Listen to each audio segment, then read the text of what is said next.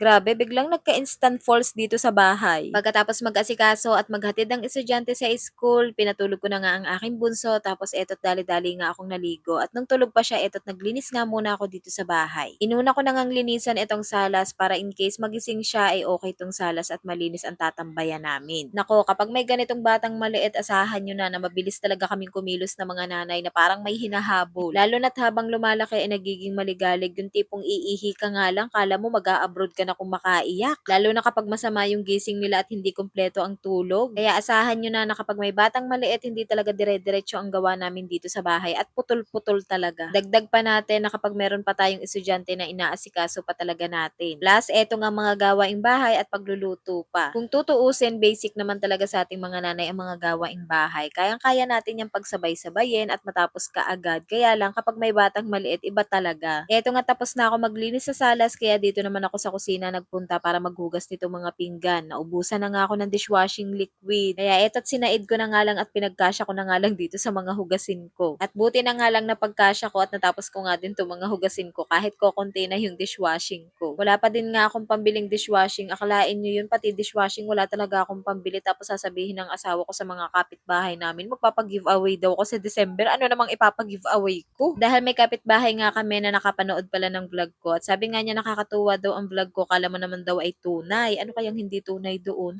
Charis. Ewan ko lang kung anong ibig niyang sabihin na akala mo'y tunay. Tapos ayun nga, sabi ng asawa ko magpapag-giveaway daw ako sa December. Ano namang ipapag-giveaway ko? Naman na talaga tong asawa ko. Tapos eto nga, katatapos-tapos ko lang maglinis, bigla nang nagising ang batang maliit. Pero hindi pa talaga ako tapos maglinis dahil maglilinis pa nga ako dito sa labas. Tapos eto nga, at pagpasok ko dito sa kusina, grabe, bigla kami nagkaroon ng falls dito. Akala ko naman buhay lang ang gripo sa CR, tapos eto pala, ang lakas na ng tulo dito sa kusina na puno na nga din yung lababo. Kaya eto, tinawagan ko ang asawa ko at sabi ko itingnan nga ang alulod. Hindi binabaha dito sa amin, pero ang problema talaga dito yung sa kusina, dahil dito nga sa amin yung subdivision ay row house. Kumbaga, isang pader lang talaga ang pagitan naming magkakapit bahay. Tapos ayun, eto lang palang bola na to naging dahilan kung bakit nag-overflow ang tubig dito sa alulod, dahil sumot nga daw doon sa butas na daanan ng tubig. At ayun, na matanggal na nga niya, okay na, hindi na umaagos ang tubig dito sa kusina. Tapos eto nga't paggabi na, nakapaglikom na ako ng mga sinampay ko. Tapos isinampay ko na nga itong hindi ko pa na isasampay. Kung gaano kalinis sa loob ng bahay, kabaligtaran naman dito sa labas namin dahil madalas talaga ay makalat dito. Merong mga basurang nakapatong dyan sa ibabaw. Hindi ko kasi yan inilalabas at ibinababa dahil meron kami mga kapitbahay na pet lover na minsan pinapakawalan yung mga alaga nila tapos nagkakalkal ng basura. Tapos pupupo sa harapan nyo, kaya pagising nyo sa umaga, sa halip na sariwang hangin ang malalanghap nyo, amoy pupo. Kaya minsan tinatamad talaga ako magwalis sa harapan.